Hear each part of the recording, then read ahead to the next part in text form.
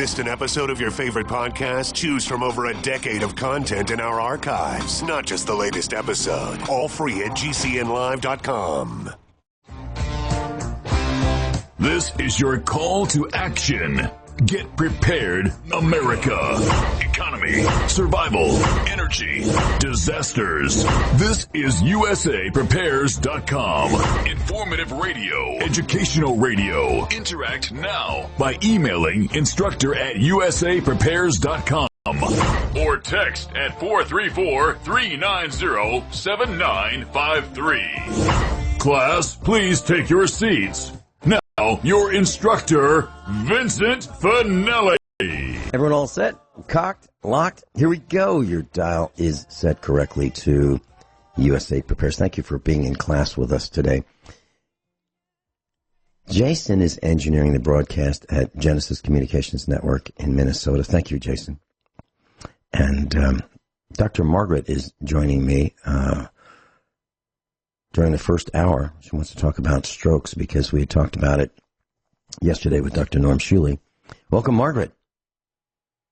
Hello, Vincent. Welcome to you, and thank you so much for having me today. Oh, sure. Sure. So you sent me an email, and you have some experience with strokes, and you wanted to share that before I get into the tips that I have from my book today. And it's just, by the way, it's just me for most of today's broadcast, and Dr. Margaret is nice enough to join me for to tell us about strokes and whatever else you'd like to share. So, what can you tell us? Okay. Well, I want to talk about strokes. I want to talk. I can give some numbers. Well, let me just say this: 2 million people in the U.S. suffer from the effects of stroke, and 180,000 U.S. citizens per year acquire brain damage, which produces aphasia, which is the effect of stroke that I'm going to talk about. So we're talking about large numbers. We're talking about large increases. It primarily affects women in the middle-age group, and it's associated with some physical issues. Now, when Dr. Shealy it's Shealy, right? Yes, talked Dr. about Shealy. It yesterday. Yes. He's fantastic, and I appreciate him so much. And people were wondering, what can we do about the person? What can we do for the person with the stroke? And he mentioned, among a variety of other things, he said speech therapy. So I, as a speech therapist, I became a speech pathologist, a neurolinguistic diagnostician. I really specialized in the loss of language competence due to brain damage through strokes or through traumatic injury. I was always fascinated with why people would lose speech and how it happens. So let me just get down to basics. This can get complicated. I'm going to try to make it simple. I'm just going to give an outline of what's happening. And I want to talk to the people, the family of the people who suffer the stroke. The thing about how people adapt to their stroke problems is a separate issue. But stroke damage can damage and destroy families, number one. Because all of a sudden you have a person who was perfectly fine yesterday, and then now they cannot communicate in a variety of ways. And what do you do? And what's the outlook? So let me just say, there are 12 cranial nerves in the brain. The brain is in the cranium, the head. So there are 12 nerves. There's 6 sets of 2 pairs. And these nerves are what gets affected by the stroke. What is a stroke? A stroke is an event that causes an obstruction or a blockage of blood to the brain or to parts of the brain. If the brain has no blood, then the cells die. When the cells die, they will naturally recuperate. There's something called spontaneous recovery. It's minimal. and then the people plateau. They get to a level and they don't continue to improve. So when Dr. Shealy was talking yesterday, he said a stroke can affect all of the brain or parts of the brain. And what we're talking about today affects the parts of the brain that affect language communication, language competence. And and then there is other brain damage which causes motor damage, paralysis, paresis, which is partial paralysis. But, people and family members can deal more with the physical, like maybe a weak arm or leg or a limp or a drooping eyelid or something like that. We can handle that better than we can handle the problems that occur when people lose the ability to communicate. What do you do? And so now I want to say a little warning to families. It's a very serious, it can be more or less serious, but it's quite a serious problem.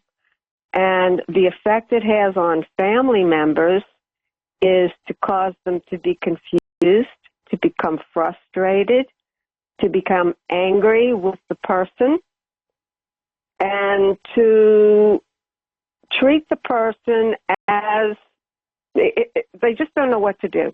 Let me add this. Intelligence is not affected by this sort of brain damage. The person remains as intelligent as they were. They simply can't communicate. And we normally judge people's intelligence by their ability to communicate. So it just disrupts everything. It's very long and enduring. It's very tedious. It wears you out. And the person who is the caretaker or who lives with the person has to really become sensitive, conscious of what's going on. It is they that will have to adapt to the injured person as the injured person tries to recover. Recovery is at least partially possible. I have worked with stroke patients from war explosions to accidents to strokes, which are typical with older people. And I myself have had a stroke, and recently within the past 5 years, and I had to be my own therapist because I knew what to do, and I have recovered quite well. So, do you want me to stop? Do you have any question with what I've said before? Please continue. Okay. I'm listening intently. Okay. So the way doctors will talk about it, they don't use the term stroke very much anymore. It's more how normal people talk. They use the term CVA, which means cerebral vascular accident, which means an artery in the brain has broken or there's a blockage. Or else it's called head trauma, which is TBI, traumatic brain injury. But for us, we're going to call it a stroke. So these are the language problems. I can go into the various nerves and what they control, and maybe I'll do that first. And people can make a list, or they can replay this, or we can talk about it more another day, or they can contact me. But just let me give you an idea of what kind of effects on the nerves in the brain a stroke will have. It can affect the sense of smell. It affects sight and vision. It affects eye movement and pupil dilation. It affects another type of conscious eye movement. It affects face, sensations in the face, and the ability to chew. It affects the ability to swallow. It affects the ability to move the face and make facial expressions and to salivate. It affects hearing and balance, taste, swallowing, and the gag reflex. It can affect heart rate and digestion, but that same nerve also affects the gag reflex. The last two affect head movement and shoulder movement, which is involved in a lot of speech and breathing. And the last one affects the movement of the tongue and swallowing and speech production. So all of the problems we're talking about are pretty much located in the head. But inside the head is where all of our language processing goes on. And am I making sense? Absolutely. Okay. Mm-hmm. So now let's go to what kind of problems we have in four broad categories. When we communicate, we have two functions.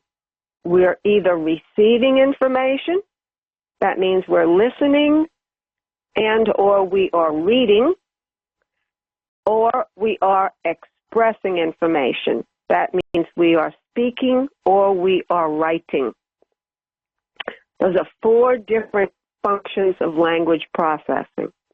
What happens with stroke patients is that they don't normally lose all four functions. What happens is they may not understand the words you're saying. That's called comprehension. They can't make sense of what you're saying to them.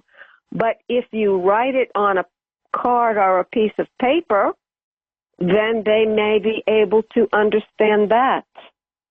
The person who is the caretaker is going to have to find the way to establish a communication system.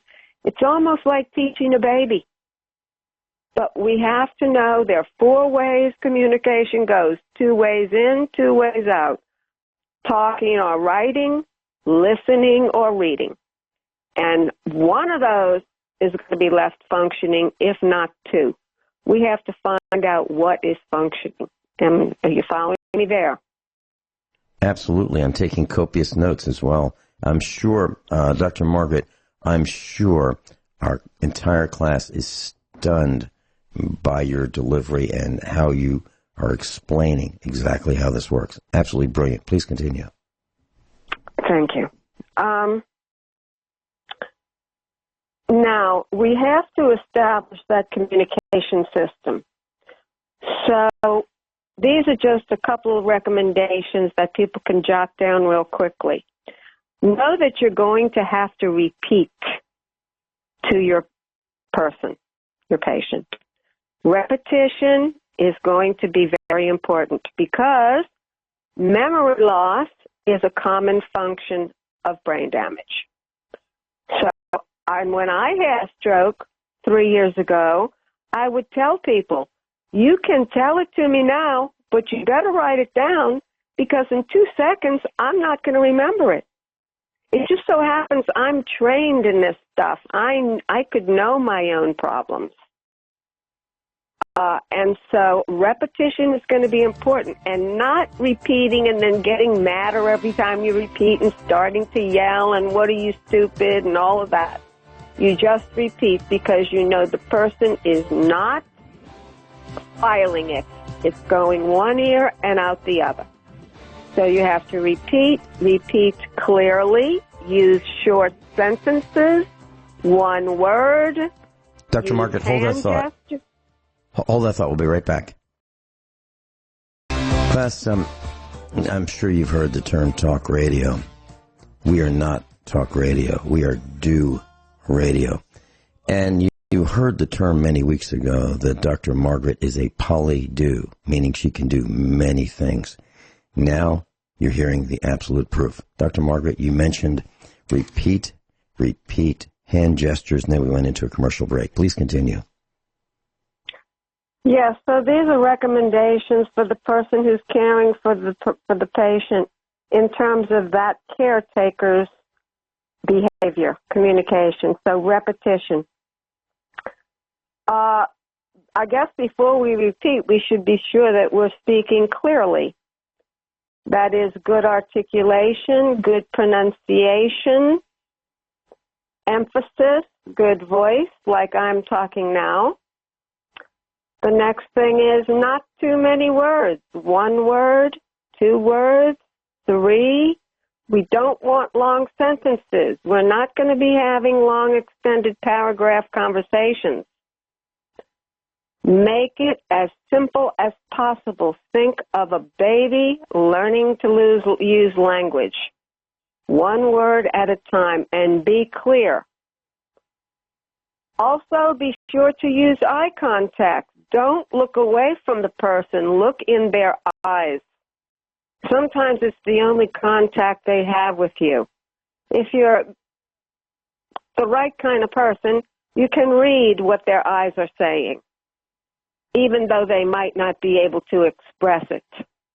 Maybe they're crying, but silently, with tears. Be sensitive to that. Use touch. Touch the person on the shoulder. Wipe away their tear. If you want them to stick out their tongue, give them a little tap on the mouth. Or if their tongue is sticking out, like sometimes it happens, just a loose tongue sticking out, well, just tap that little tongue with the end of your finger lightly to get them to bring it back in. Or if you want them to smile and they don't understand, well, you smile and then you move their face in a smile. Or facial expression. What if they don't, to make sure they're feeling things on the face, just rub their face gently. Use touch. Touch is probably the most important sense and sensation we have. And when people become ill or old and ugly and handicapped, people stop touching them. And it's devastating. So use touch, and we can touch with our eyes. We can touch with our voice. Use gentle voices, welcoming, calming. No screaming and yelling. That's why I want the person who's doing the treatment to get control of themselves. You cannot you might get frustrated, but you can't express it. Be patient. This is one good thing that computers do better than humans. Computers will repeat the same thing to you 100 times until you get it. And they never get angry, and they never raise their voice. A human will not. Do you follow my thought there? Absolutely. Okay. Mm-hmm. So, computers can sometimes be helpful in the therapy, but that's too far ahead for now. What do we want the caretaker to be doing? We want the repetition, we want clarity, we want minimal speech, and we want to speak slowly. And then we want to check and say, do you understand? Or read, maybe they can only shake their head. Or they might shake their head negatively, no. We want to touch them. Sometimes we have to pick up their hand and guide them. We might say, okay, put a fork and a spoon and a knife on the table in front of them and say, touch the spoon. And maybe they don't do it. And touch the spoon, and maybe they don't do it. So maybe you pick up their hand and you move them to the spoon to touch it. Very good. Touch the spoon. Okay. Now, this can happen. One little improvement, might take a day or two or a week. This is long-term, slow. But it is retraining, relearning, sometimes developing new patterns in the brain. But we need to establish a functional communication system. I hear somebody breathing, or maybe we need another break. Yeah, we're going into another break. Dr. Margaret's with us, and I'm listening intently and taking notes. Class, I suggest you do the same. We'll be right back. Dr. Margaret's with us. Class, this is a most important broadcast. This is one that you'll need to share with friends and family. I have been a caretaker of a stroke patient, and when you look in their eyes, it's a heartbreaker, to say the absolute least, because it's so hard to communicate. You take a person who was absolutely brilliant yesterday, and today they can't remember. They have trouble with so many things that we all take for granted. And it's, as Dr. Margaret said, it's too easy to lose your patience, but you cannot do it. You can't show your frustration. You cannot. It's not allowed. You must conceal it, and you must put a smile on all of it for the patient and the patient's recovery. This is one of the, and she's right, this is brutal, absolutely brutal on the family. I know for certain that what she's saying is absolutely true. Dr. Margaret, please continue. Okay. Thank you again, and I'm glad you understand. And I was just thinking during the wait there, just if everybody could imagine for a moment that they are awake and in their body with their normal mind, but it's like a prison. They cannot get anything out. They can't connect with people. Maybe they can't move. It's like being trapped in your body with a functioning intelligence that is unable to communicate. So if you think the caretaker gets frustrated, imagine them. Okay? So your recommendations were very good, and thank you for repeating some of the ones I said. And I'm going to add to this, always try to give positive feedback. Start off with positive feedback. Find something positive they can do. The slightest good thing. Oh, yes, very good. Yes, very good. And now we're going to work on the next thing. But they need to be encouraged. If you think you don't have hope, imagine them. Okay? And there's no way they don't know how to get out of that prison. I remember my being in a brain damaged state with language functioning problems, and my sister, who is very kind and medically trained and all of the good stuff, just happens to be a big talker. And we did have some emotional sort of conflicts because she would try to take care of me and tell me to do this and that and do this first and don't forget that and do this and that. And I would just start waving my hand like I was brushing away flies. I would say, stop talking to me. I can't process it. I can't process it. Stop. So the flip side of that is you must talk to the person, but you have to talk to them when it's the right time. And even when you and I talk, or people begin to talk, we say, is this a good time? Okay? Are you free? Are you ready? Like you say, cocked and whatever, loaded, I think. But, so, and this is a sidetrack, but let me tell you this. A 40-something-year-old man that I dealt with recently had been in a severe accident. He had several strokes. He was in bed, they were waiting for him to die. He had feeding tubes. He was immobile. He didn't speak, no action. I walk in the room, and there are 4 adults, his parents, and their 2 friends, and they're sitting there. It looked to me, and I don't mean to insult anybody, but like vultures sitting on a fence, waiting for the man to go away, to expire.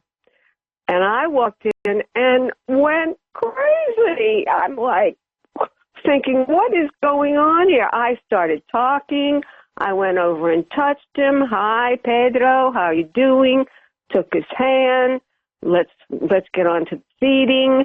Okay. And so then we had to work for weeks to get to open the mouth until he could finally feed himself. Swallowing is often a problem. You have to be careful even with liquids. Let me say this about liquids and gagging. People with throat reflex problems, which are common, should be given liquids that have some substance to them. If it's a pure liquid like water or, some juice with nothing in it, they can easily gag on that. It should have a texture to it. There's a whole area of speech pathology that studies dysphagia, disorders of swallowing. So that's another thing. Be careful when you're feeding or giving liquids to these people. Give it to them slowly. Make sure. Sometimes you have to tell them, okay, open your mouth, Okay, I'm going to put in the straw. Okay, now hold it there. Now swallow. Okay, swallow. Sometimes they don't want to swallow. You have to help them swallow. There's just so much going on. But so it's really, there's hope for the patient in general. There's less hope for the caretakers. There are not many people who are trained to do this.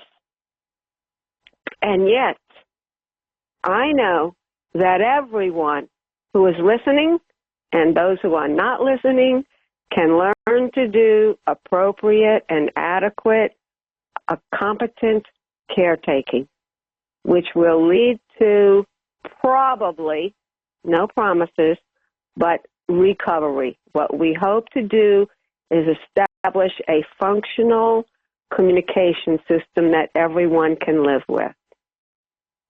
Did I make my point? You did, and I'm trying to imagine what's going on in the minds of our class today, and here's what I think is going on. Mm-hmm. This is gut-wrenching because of the pain, the love of the family as you go through this class.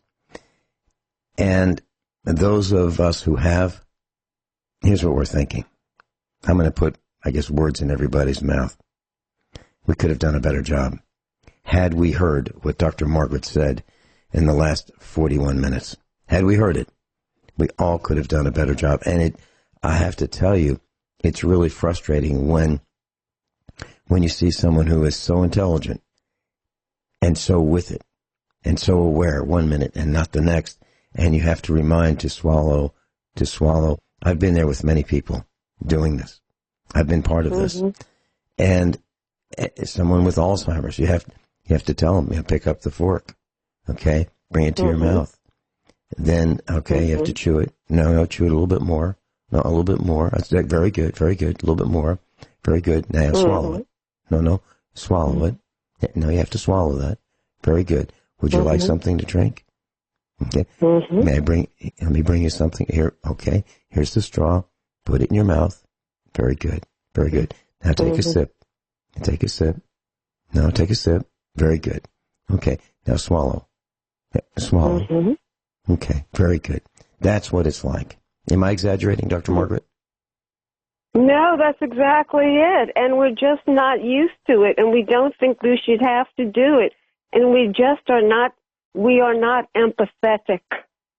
We can't do, like you were saying, feeling how they feel. It's worse than that. And again, I'm going to say, go ahead. It's worse than that, because now if you put the instant gratification of the young people with their cell phones, I don't think they can deal with this. I don't think they can deal with the extended time of just taking a sip. It's not instantaneous. It is it's laborious for the caretaker. Emotionally, yeah, it really is. And all the time you're acting, you're putting a big smile on this gut-wrenching love that you have. It's like, this is happening, and that person, you can see it in the patient's eyes, that exactly what you said. They're trapped. They know at that instant, but they can't fix it at that instant. Yes, and sometimes they will even reject the help. Okay? I don't want to be touched. Or they'll get depressed or whatever their reaction is, and they don't want the help. And sometimes they will work with some people and not with others. Some people are better than others with some people.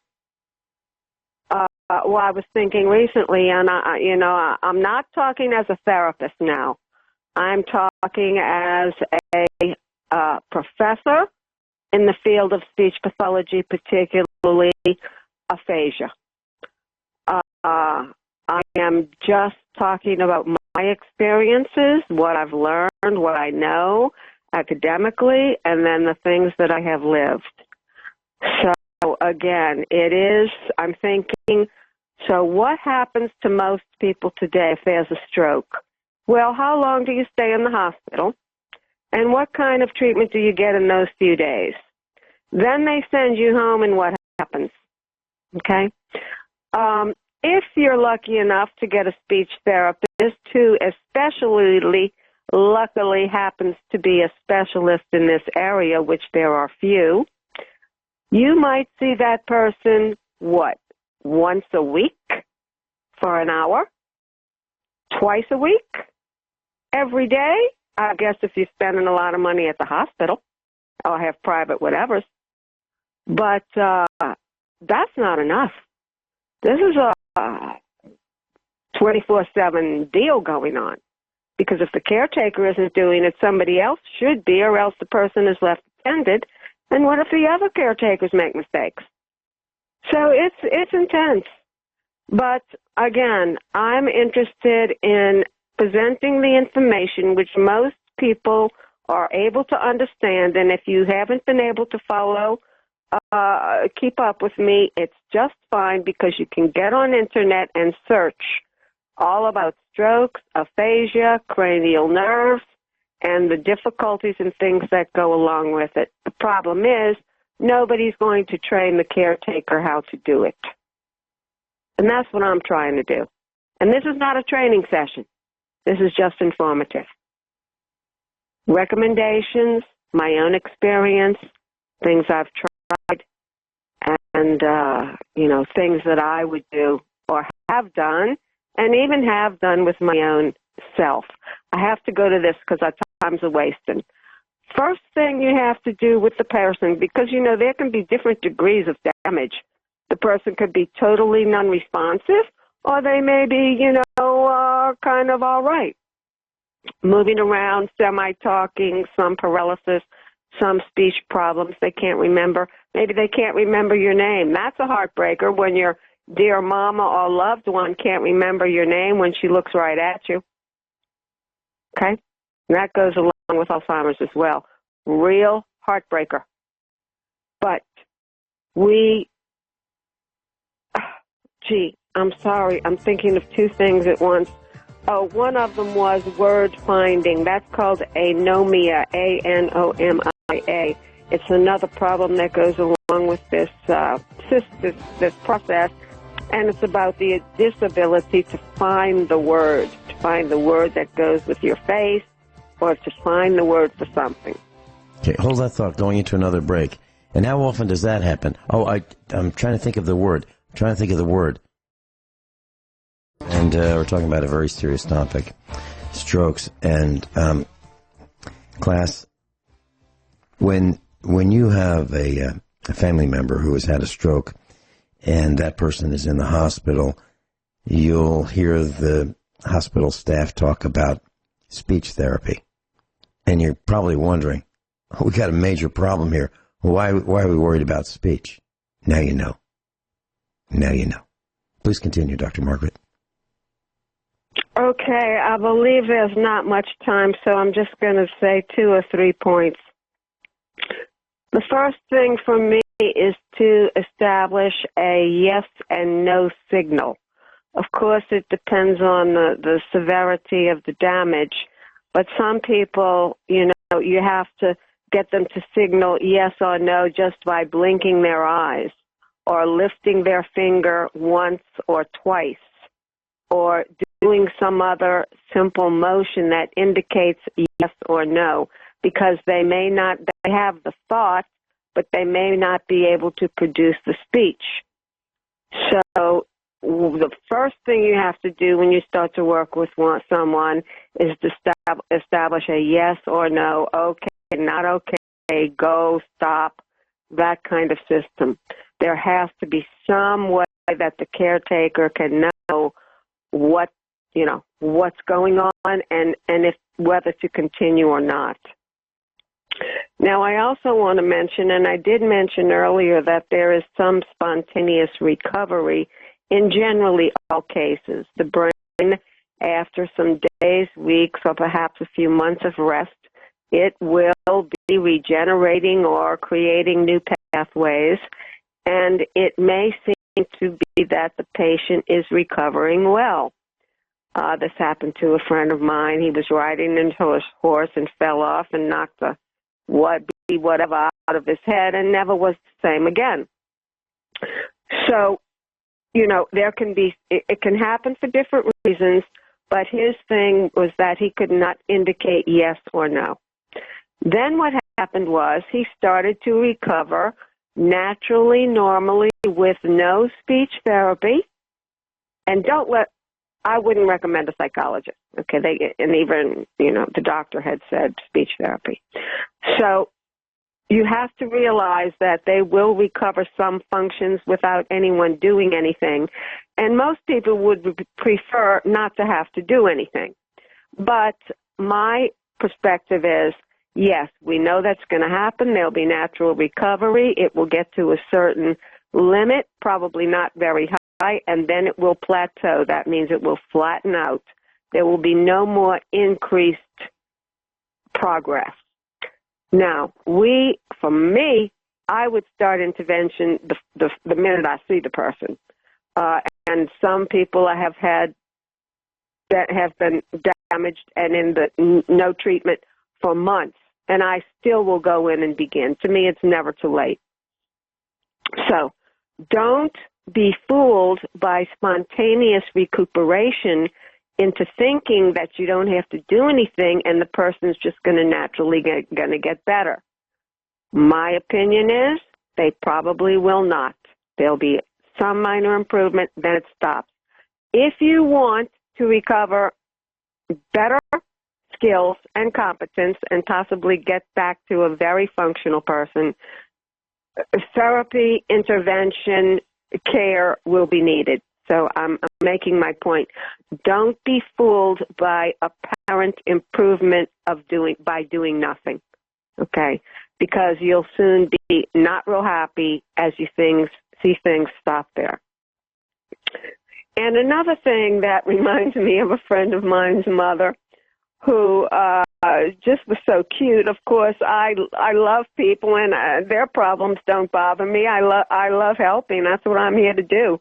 But sometimes people will develop a word that means something special to them that nobody else understands, but it means something to him. So his mother really had lost almost all speech, but when we went to the restaurant, she was able to say muy, which means mucho, a lot, or very, and she would go muy, muy, muy. And anything she said that she wanted to respond positively to, she would say muy, muy, muy. And you just accept it. You don't try to correct her. You don't say, what in the world does that mean? Oh, you mean muy bien, or, whatever. The person, the caretaker, has to adapt to the place where the patient is, and then possibly go forward. You can add another word after muy later. So, special words that mean something to them. Okay, if I have a couple more minutes, 2 suggestions or 3. We've got less than 1 minute. May I ask you this? Okay. Margaret, Dr. Margaret, would you be available on Friday at 9? Yes, sir. Okay, so if this is stroke care by the family, 101, we would be doing 102 on Friday, if that's okay with you. I'd be delighted. Thank you very much. Dr. Margaret, I love broadcasting with you. You're a wealth of information. Thank you so much for finding us here at USA Prepares. It was a blessing to me, and may we all be blessed, and you take care.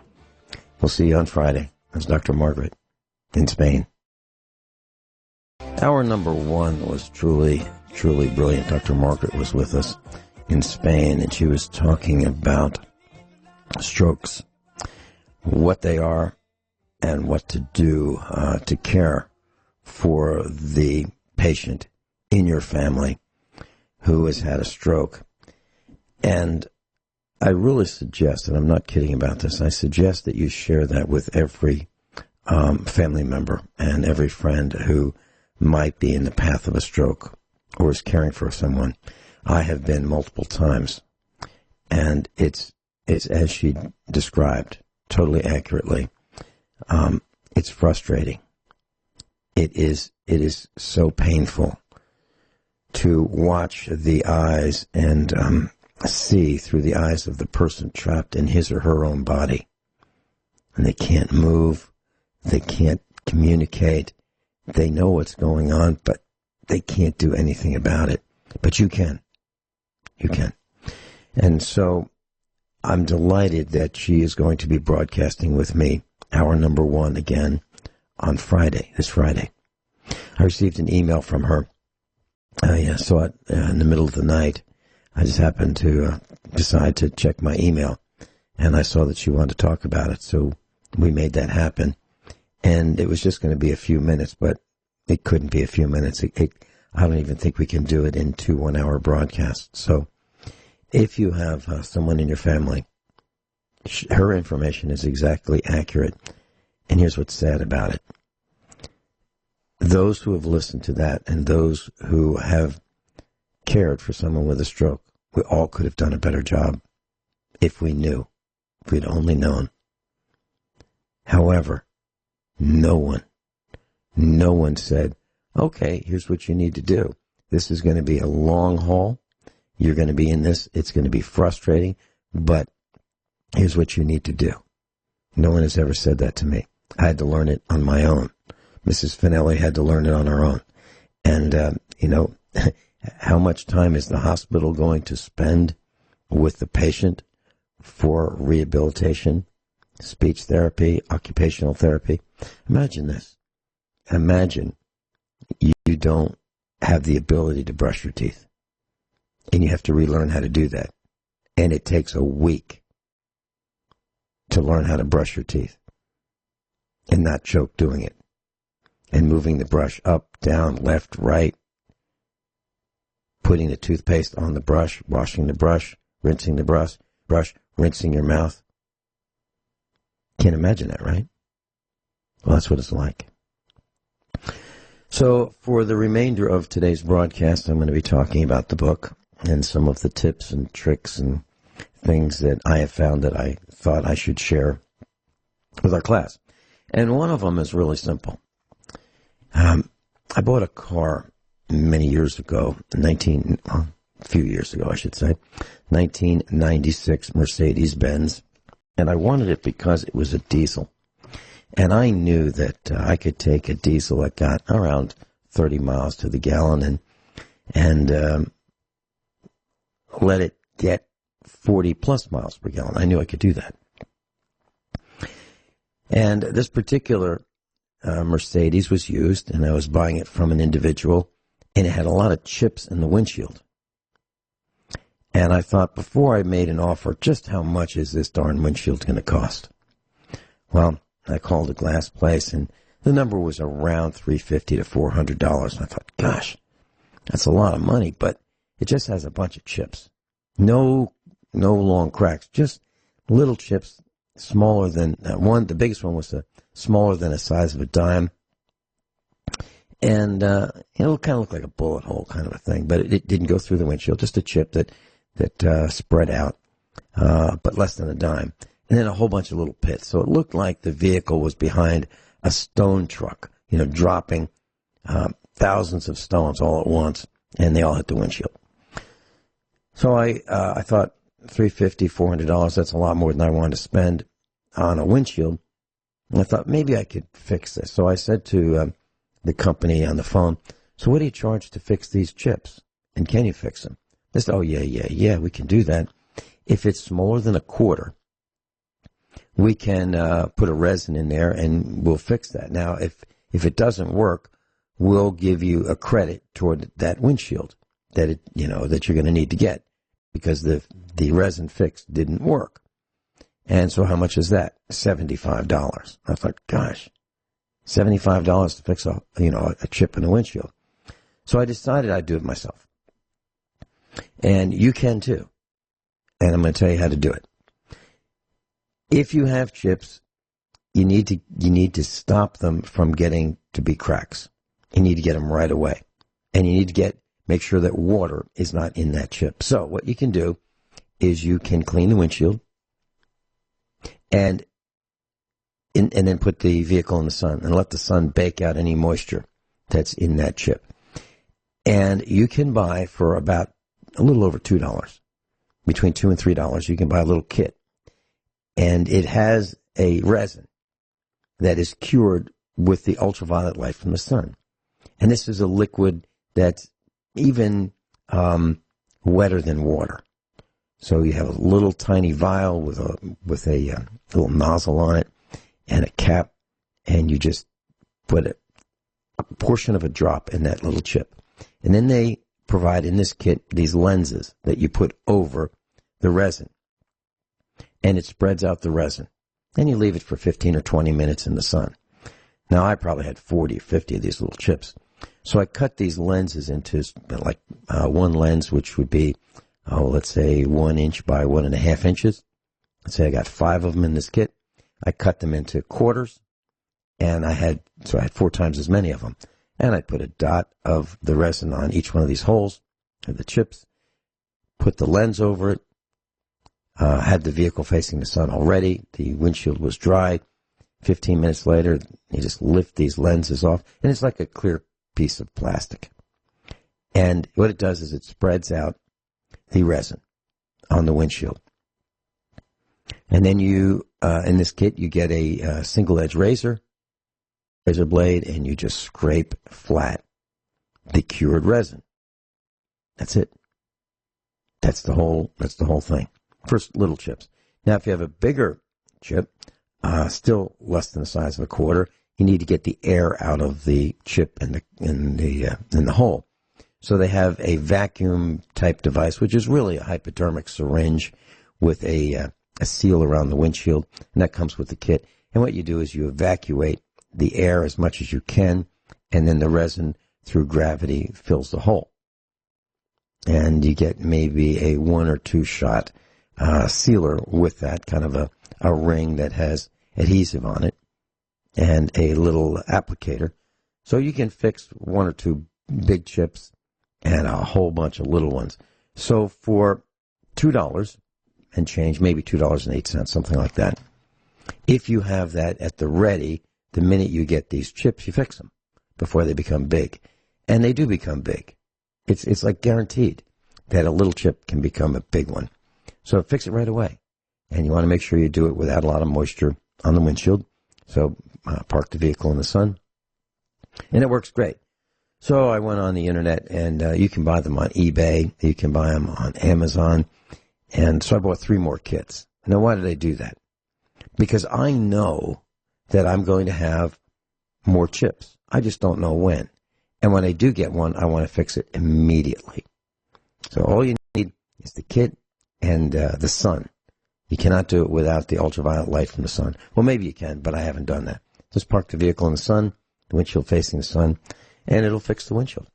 It's pretty cool. So how long does it take? Elapsed time for, I think I did maybe 16 little chips on a windshield about a week ago. It took me maybe 15 minutes for all of them. All of them. Okay, next thought is in our house, and you may not have this situation in yours, but we do. We don't have an attic. Our ceiling goes all the way to the roof, and we have a peaked roof. So I can't reach some of the light bulbs that are in the can lighting. Sometimes it's called recessed lighting. Sometimes it's called can lighting. I guess the common vernacular here in Missouri is can lights. And the bulbs burn out. And I really don't want to climb on a extension ladder to change the bulbs, and it's really not safe. So I bought what's called it's a light pole with several adapters on the end. And you can extend this, I think there's 4 sections of this particular light pole, and you can extend it longer, or whatever length you need. And on the very end of it, there are adapters, one for a standard incandescent light bulb, standard size, one for the floodlight bulbs, and a couple others. So small, medium, and large bulbs. And all you do is you extend this, lock this pole by twisting the extensions, it locks into place, and you just aim it at the light bulb, press it on, unscrew the light bulb, take the old one out, put the new light bulb right in the end of the light pole, and screw the new one in. So we keep this at the ready because we've got a whole bunch of can lights here. something that we decided we'd rather have can lights in favor of not having table lamps. Because I don't think table lamps do a good job of providing a lot of lighting. Table lamps are an afterthought. So if you're building your house, you can, and you may not like the decor of can lights, but if you notice in industrial settings, that's what they have. They have recessed lighting, whether it be fluorescent replaced with LEDs, or they have these can lights. I think it's a great way to go. Clean lines, no clutter. And by the way, there are two kinds of can lights. One is called IC, and the other, meaning insulation contact, and the other is you can't have the insulation contact. The idea is that you've got a lot of heat trapped in these cans, because they're literally cans with a sealed top. Some of them let the heat go through the top of the can and into, we'll call it the attic, or the space above the can.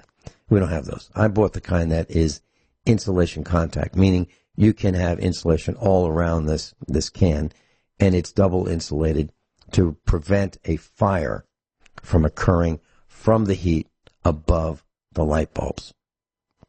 And what I do is I used to use compact fluorescent lights. I can't stand those things.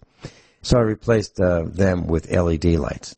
The screw-in regular A19 Edison light bulb base light bulbs. They work really well.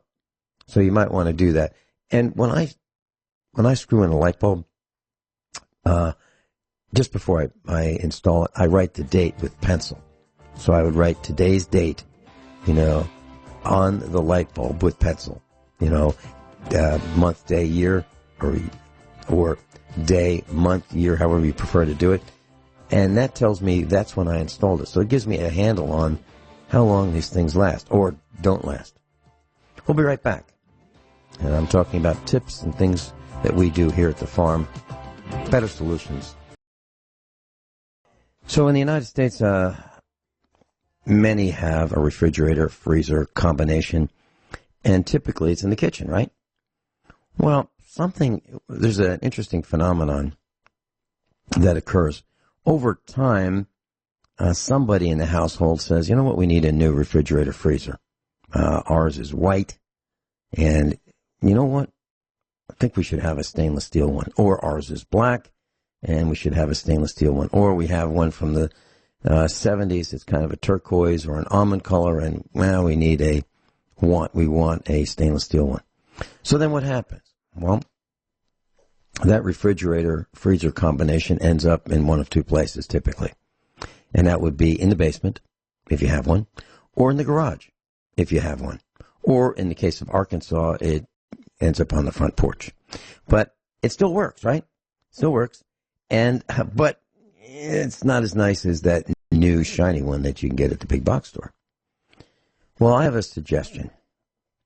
If you're building a new house, why, and so many people do this, they seem to think that the place for that extra freezer is in the garage or in the basement. I don't know why they think that, but that's what they do. And even the builders will do that. They'll just say, well, we can put an outlet here and you can put your freezer in the basement, or put an outlet here, we can put one in your garage. It makes no sense to me. So when we built our house, I looked at the price of refrigerators and freezers, and they're like $1,500. I thought that makes no sense. No sense at all to me. So we bought a slightly smaller refrigerator, 17 cubic feet. A small refrigerator might be 15 cubic feet, real small. A large one would be 25 cubic feet. That would be a combination side-by-side refrigerator-freezer. Well, I thought it made a lot more sense to put the refrigerator and the freezer in the kitchen, side by side. And there are a couple companies that make exactly that. And you can get it in white, or you can get it probably in black, or you can get it in stainless. The finish of your choice. That really doesn't affect the performance of the refrigerator. Stainless steel doesn't make a better refrigerator. It just makes you feel better because it's different from the white or the black or the almond or the teal color, whatever it happened to be, or copper color, which was popular back in the 1960s. All right, so what we did was, since we were building a house and we could design the kitchen cabinets any way we wanted, we made space for side-by-side refrigerator and freezer. Originally, I wanted an RCA Whirlpool, and we designed the cabinets to fit exactly so we'd have 2 inches of space around the refrigerator and freezer side-by-side. However, Whirlpool discontinued that combination, and we had to switch to a Frigidaire, which is fatter, wider, and shorter, not as tall. So I had to redesign the cabinets and kind of make modifications so that it would all fit. Well, here's how it works. So they're both, Whirlpool and Frigidaire were both 17 cubic feet. And the freezer has the door handle on the right side as you face it. The refrigerator has the door handle on the left side as you face it. So if you put them side by side, the freezer and the refrigerator door handles are next to each other. So it actually appears that it's one big unit with 2 doors, but it's not. It's 2 separate units. And it was about $700 and change, maybe $735, $750, something like that, plus tax, and tax. So you can do that. So we have an all refrigerator, 17 cubic feet, and an all freezer, 17 cubic feet. And it looks like one of those sub-zero, $5,000 models, and it's not. It's just a plain old refrigerator, and all freezer. So I wanted to share that thought with you. And if you're going to do that, I suggest you also do something else. And looks like we're running out of time for me to tell you there's something else, but I'll tell you on the other side of the break. And that comes to wiring your refrigerator and your freezer. If you've got 2 of them side by side and you have 2 cords, 2 plugs, what do you do? And I'll tell you when we get back. That's the way we do it. So I'm sharing with some of the tips that I've learned over the years and how we've implemented them. So back to this refrigerator, freezer, separate units in the kitchen side by side. And it works really, really well because if you have a 17 cubic foot freezer, you can put a lot in it. Why put that darn thing in the garage? Or why put it in the basement? If you're building a house, you can do it right the first time. But I've never seen anybody do it. Honestly, I just haven't seen it. So here's another thing you need to think about if you're going to do this. So a typical refrigerator freezer combination, or just a freezer, or just a refrigerator, runs on about 750 watts. When the freezer or refrigerator compressor starts up, you know that electric motors will draw between 2 and 3x running current. So whatever it normally runs at, let's say 750 watts, it will draw 2 or 3 times that when the motor starts up, the electric motor for the compressor. Now, if you have 2 of them side by side and you say, well, I'll just plug them into the same outlet, well, let's do some simple arithmetic. So 750 watts times 3 is 2,250 watts.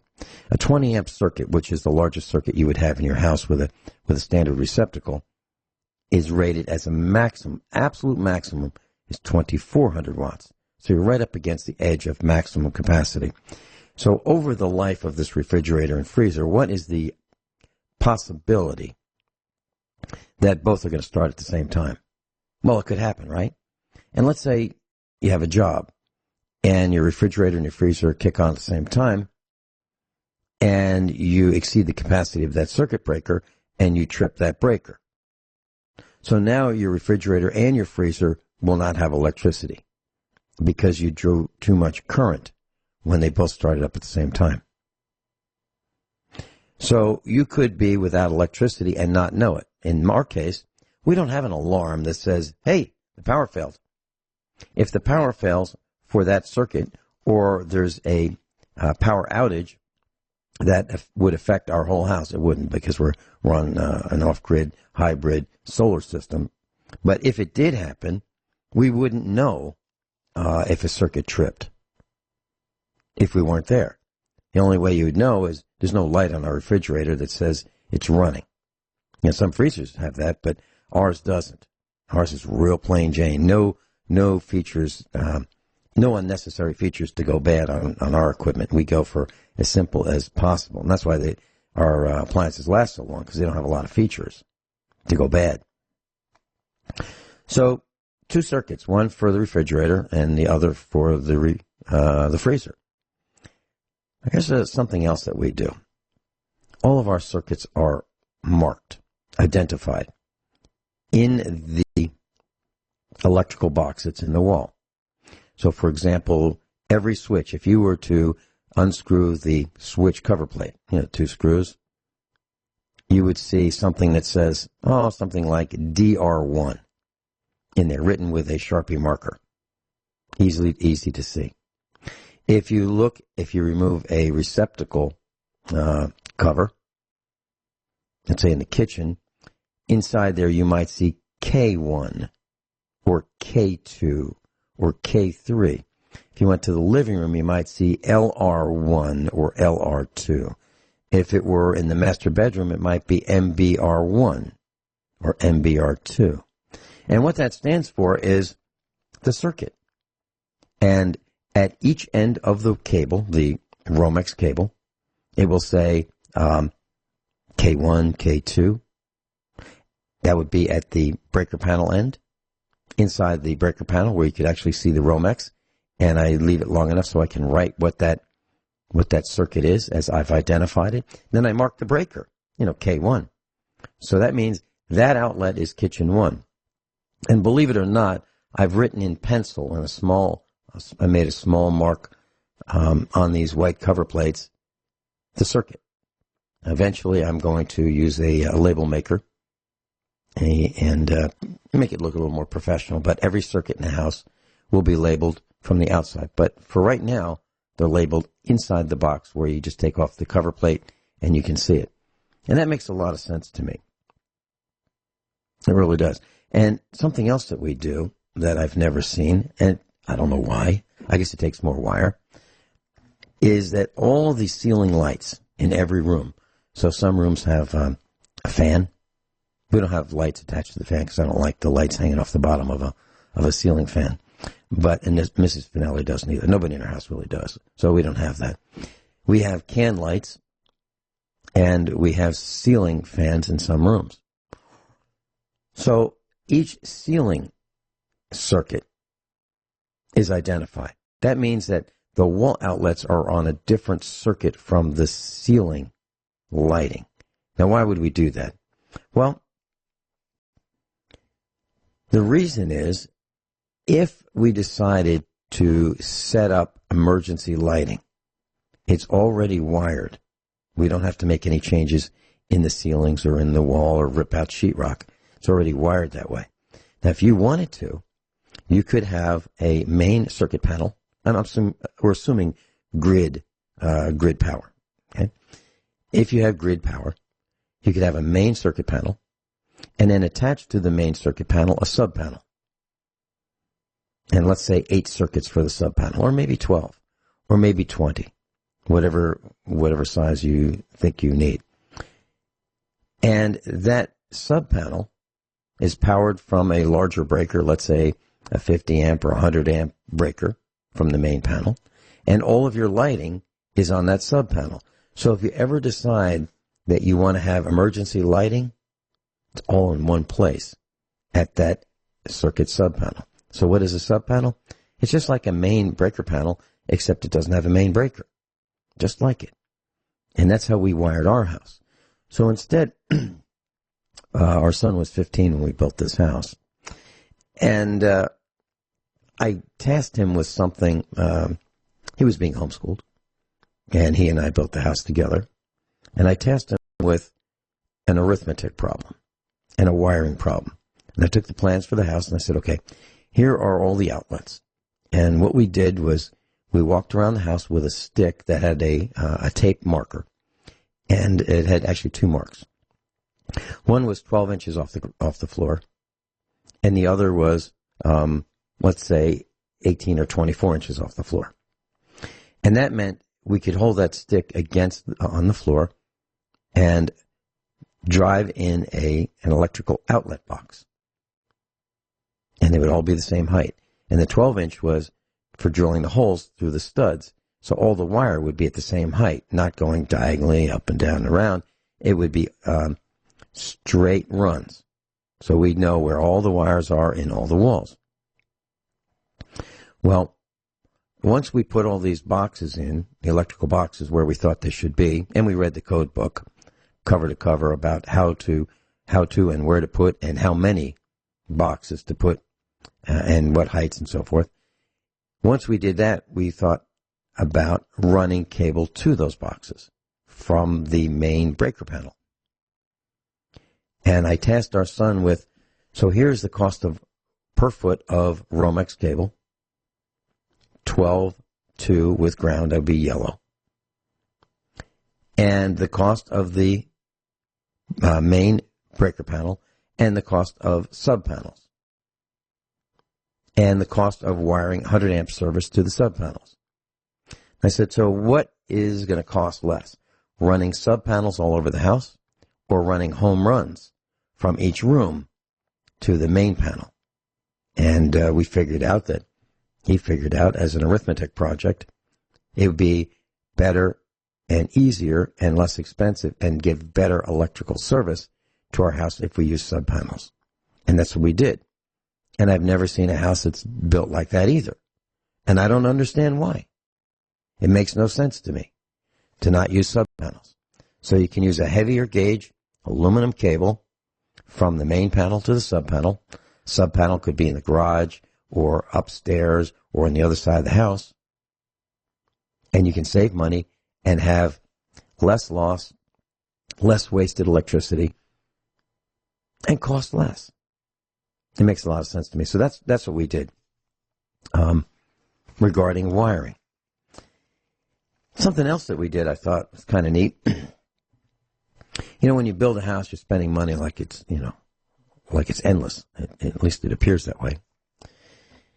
And I wanted to have a central vacuum cleaner for Mrs. Finelli so that she, instead of dragging around a canister vacuum up and down the stairs and around and scratching the floor with the wheels of the canister vacuum with a short vacuum hose and those darn bags that you seem to need to replace them all the time. And to me, they're very expensive for what you get. Vacuum bags. And by the way, the best vacuum, in my opinion, is a Panasonic, but it's got the Sears label on it. So Sears Kenmore, made by Panasonic, and the power head is called Whisper Belt. I don't know if they still make them or not, but that was the best vacuum on the planet, in my opinion. Vacuums are becoming lighter, less suction, shorter lifespan. So if you can get one on eBay or at a junk store, a Kenmore canister vacuum with the Whisper Belt vacuum head, that's the best on the planet, in my opinion. And we've had them for years. So, but we don't use them because now we have the central vac. So I bought from a building supply company / hardware store that was going out of business. I bought a lot of things at half price or less. And one of the things I bought was all the fittings and pipe and plumbing necessary to put in a central vacuum system, but without the vacuum unit. So just the plumbing. And our son and I ran that pipe, plumbing, and it's in the house. But initially, I could not justify the, $1,000 for the vacuum head. The vacuum canister unit. It made no sense to me to spend that much money. So we hooked it up to a shop vac. The kind you'd have to vacuum up wood chips. And you can buy the electric control unit to control a shop vac for about $35 to connect to the wiring of the whole house central vacuum system. And a shop vac you can buy for $35. It's on sale. And it works. It absolutely works. So for $110, you can buy the 35-foot hose. You can buy the power head, which is Chinese and it's junk and it won't last very long. You'll have to replace it with the Kenmore that you took from the canister vac that really works well. And now you have a central vac system. Then when you find the vacuum power unit, you can just attach that because you've already planned for where it goes. And the place that makes the most sense to me is in the garage. And the reason for that is you're going to be emptying the bag or the canister. And you won't believe how much dust that you will vacuum with a central vac. I'll tell you a little bit more about how the central vacs work, and there are two major categories and why you should buy one over the other. And we'll help you avoid making mistakes. We didn't make the mistakes. Others have. Okay, so we're talking about a central vacuum system. Now, why would you want one? Well, with all the vacuum systems, whether you have an upright vacuum or a canister vacuum, they all do the same thing. To me, they are dust relocation devices.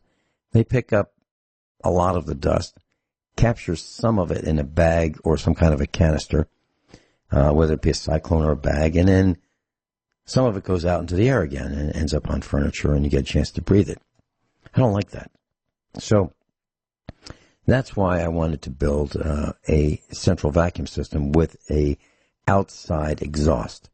So literally, you have the vacuum head, the vacuum hose going into an inlet into the wall, plumbing through the wall, ultimately to the vacuum unit, and then the exhaust goes outside. That makes a lot of sense to me. So that's what we have. And there are two main types of power units. One of them has a bag, a disposable or a cloth reusable bag. The other has a cyclone action and what appears to be a cylindrical type waste paper basket that probably holds 15 gallons or 6 gallons, depending on the size of your unit. And that's the kind we have. We have the cyclone action, no bag whatsoever. So what happens is the dust and dirt gets picked up, goes through the hose, and goes into this bucket. And it's a translucent bucket, so you can see how it fills up. And you won't believe how much dust you can vacuum with one of these units. You'd think a canister the size of a kitchen garbage container, that's how big some of them are, and they fill up. So if you've got a dog, you'll get a chance to see what I'm talking about. So I recommend that you consider not the bag type. I recommend you consider, because you'll have to keep buying bags. Or you reuse the bags and get filled with dust when you dump the bag out and try to save money on not buying bags. And the bags aren't cheap. So you're going to want to consider strongly the cyclonic action, which is bagless, no bag. And that's what we have. And it vents outside. And sometimes you might want to get a muffler because the sound of a central vac is pretty loud. But when I was doing this, I was asked, do you want the muffler? And I said, absolutely. I don't care about the noise. Heck, what do I care what the neighbors think? We don't have any neighbors, so I'm not worried about the extra noise of firing this thing up. Sounds like a jet engine outside, but I don't care about it because we don't have any neighbors. So a central vac, the way we have one installed, would probably, if you had it professionally done, whatever that means some minimum wage guy that's, learned how to do it from, maybe watching somebody, that'd be professional installation. All the equipment, the hoses, the vacuum head, the power unit, all that could cost $4,000. We built ours for $500, complete, because I found a gently used power unit. It was on the internet, and this woman had one in Arkansas, and she couldn't wait to get rid of it. She bought a house, came with a top-of-the-line unit, real big one, but she couldn't wait to get rid of it because she had a canister vacuum. So she just sold the hose and the power head, everything except the plumbing in the wall. She didn't sell that. Of course she wouldn't sell that. How could she? For, I think, $350. So the whole thing probably cost us, without labor, us doing it ourselves, maybe $500 or $600. And it will last a lifetime. And it doesn't have any computers. It's just got a relay and and some wiring that we put in the wall and some plumbing. And the thing that'll wear out is the hose and the vacuum head. So that's my thought on do-it-yourself central vacuums. Yes, you can do it. It sure is a lot easier to do it when you're building the house as compared to doing it later. It's a mess to do it later. Brings me to something I just can't get over, and that is laundry detergent. The best laundry detergent I've ever found is branded Wind, W-I-N-D, Fresh, Wind Fresh, 2 words. And it's sold in buckets, these white plastic buckets. They're rectangular or squared. They're not round. They're not cylindrical. They're kind of squared. And heck, they were $9, $10, $12 for 35 pounds. A bucket with a plastic lid and a handle.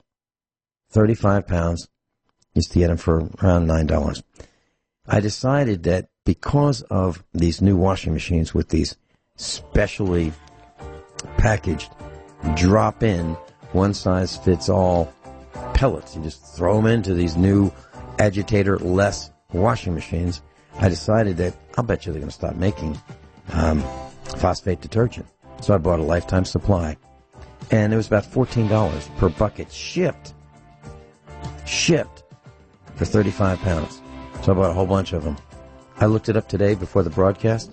Between the time I started writing this book and now, it's gone up 25%. They're now $20. $20 a bucket. The day after I ordered like 30 buckets, price went up right after that. So those are my thoughts on the book. Above all, honesty and integrity.